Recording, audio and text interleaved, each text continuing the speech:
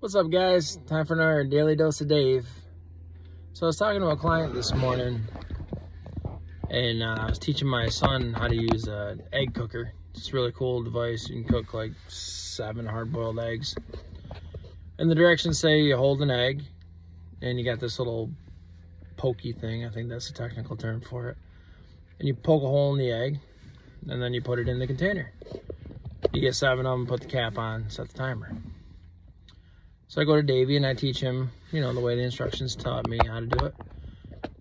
And he did something kind of interesting.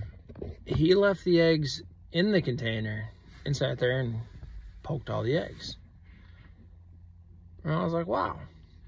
And it reminded me of a time when I first started fishing with my dad and we were trolling. So he'd throw like a bait that looks like a fish and you run it behind a boat.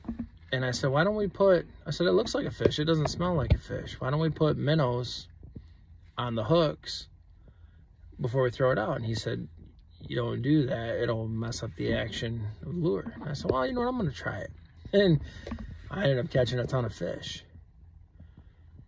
So a lot of times in life, we think we can't do something, or somebody tells us we can't do something.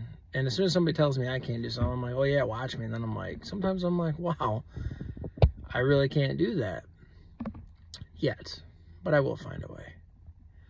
Something to kind of think about is, well, Henry Ford was making the first automobile. Somebody else was trying to figure out how to make a faster horse. Have a great day.